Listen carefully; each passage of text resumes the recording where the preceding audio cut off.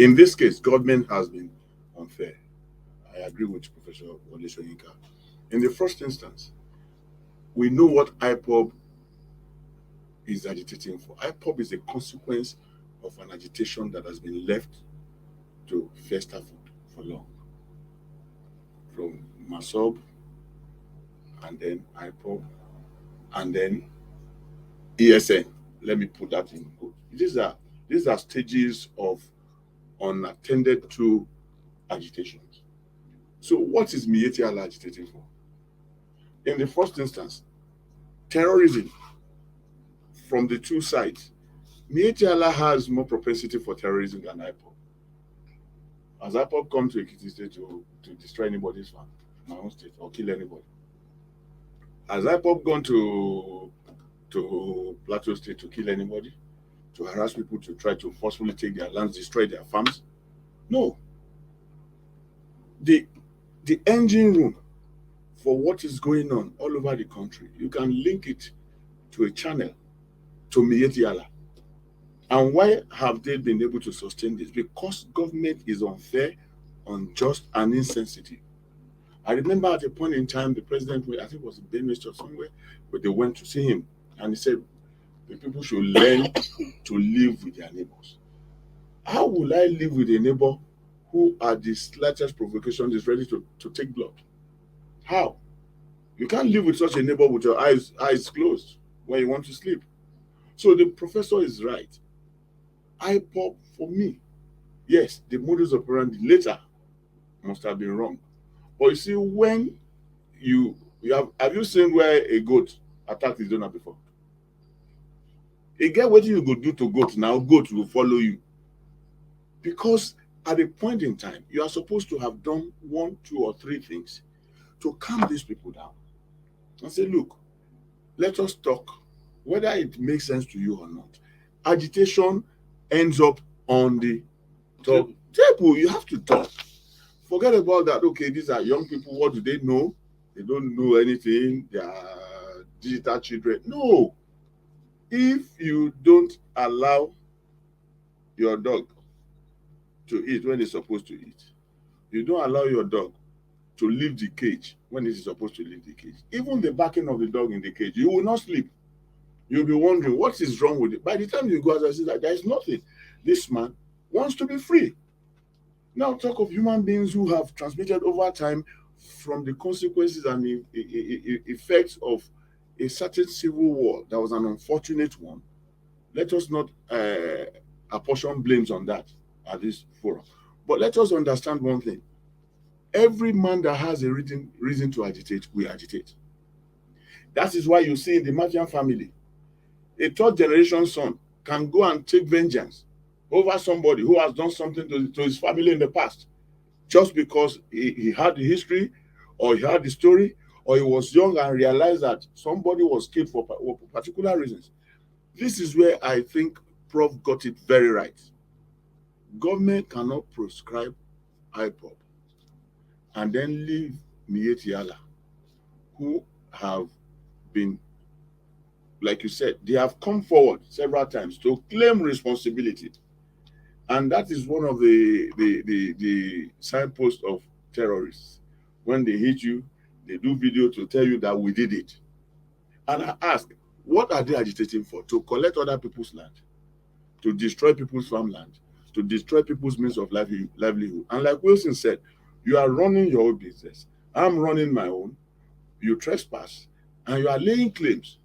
And like he said, except and until government understands one thing, if we sincerely want to be called a nation of patriots as Nigerians, then treat everybody fairly and equally. If not, you allow more. Oh, okay. Please kindly permit me to speak for 5 minutes, if you don't mind.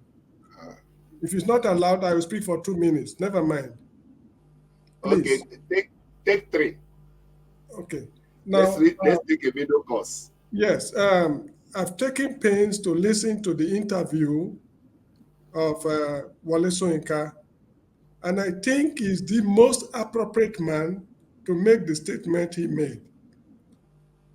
Please, everyone should take find time to read a book called The Man Died, Prison Notes of Wole Soyinka. The effort the man put in to avert the outbreak of Nigerian civil war is unprecedented in the history of the country. For going to the East to convince them not to break away, this man spent years in incarceration throughout the period of the Civil War. So if he comes out now to say that things are not okay, please let us listen to him. Now, the issue of IPOB. IPOB is not the only separatist organization on earth. The ANC of South Africa was declared an illegal, a terrorist organization. Eventually, they won the election and they formed the government of South Africa. Hamas and PLO in Israel are terrorist organizations by Israeli standards, but they are negotiating with these people they call terrorists. Negotiation is going on behind the scene. In Spain, we have the Basque separatist movement. The Spanish government is entering negotiations with them.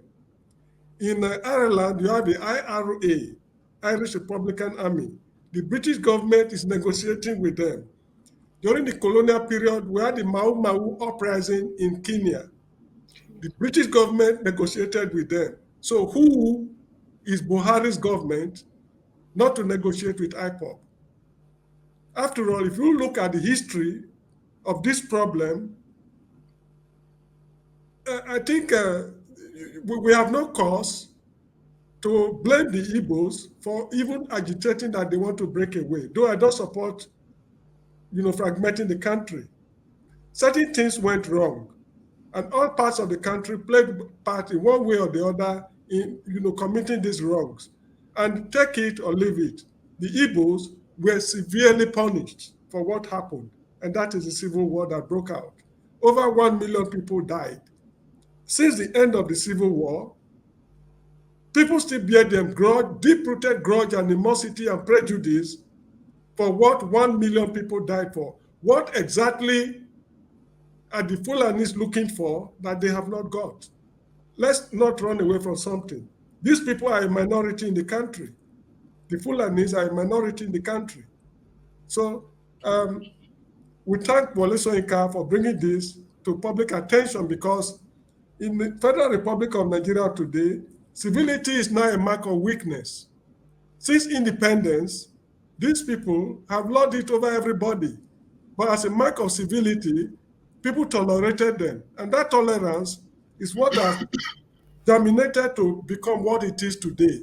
Now, if the Igbos are saying they are going away, let us sit them down, as this gentleman sitting by you were saying. Let's hear their side of the story. What has gone wrong? Why do you want to leave us? Then let's find a common ground. You cannot fail to address their problems, and at the same time, you are telling them you must be with us, if you like it or not.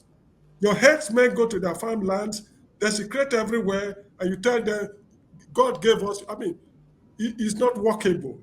It's not workable. And take note, we are slowly inching towards a revolutionary state. Should a revolution break out in the country today, it's going to be catastrophic.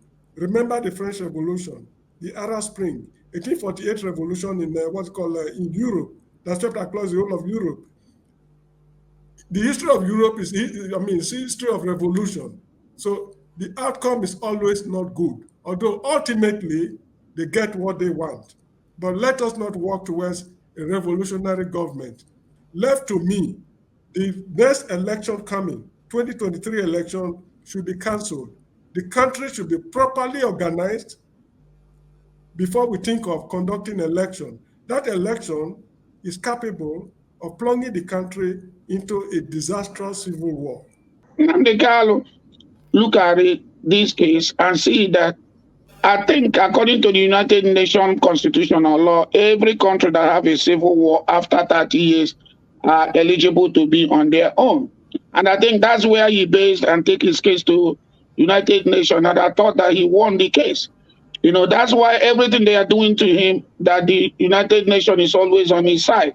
They have ordered Nigeria to release him. without any condition. So when you look at him, he's right. But when I look at some other place that I think that they are wrong is when you start destroying a fellow Igbo man property or asset. That is wrong.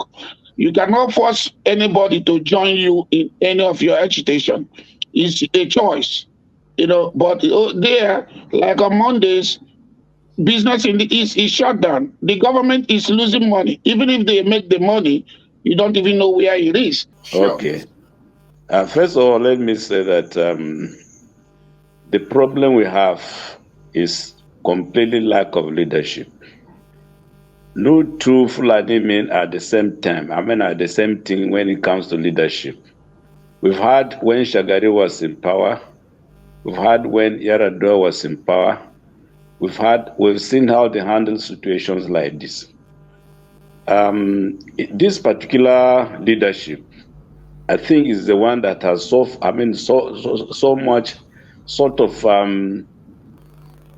the body language of the leadership sort of give the Miatiala or the Fulani people, you call them, as if they have the tacit approval of government to do whatever they want to do. And that is why I still say that if two people are not exactly the same, one is likely to treat issue differently. I remember issues like this Fulani farmers crisis has been on ground, but it has been properly handled by correct leadership.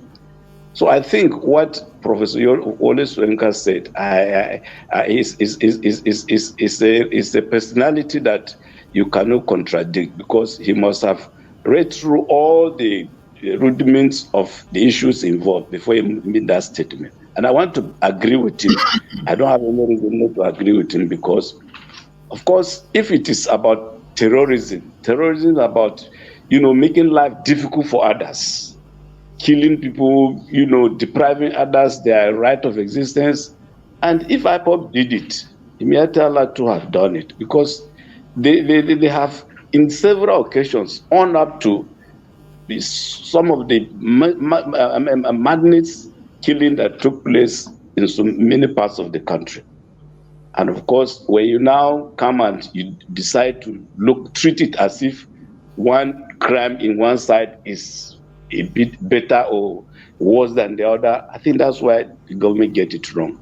And if they don't handle this thing well, of course, just as I say, it's a problem of leadership style. And I believe not everybody will handle this situation the same thing. But the earlier the better the government put its feet on ground. If not, it is going to hand over a very terrible situation to those who are coming. And I believe if we have a leadership that really know the onions of what it takes to control situation. I've never seen when this present leadership speak in a language that really drive home the fact that these things cannot be tolerated. We've not had it, and that is why this will have a field day.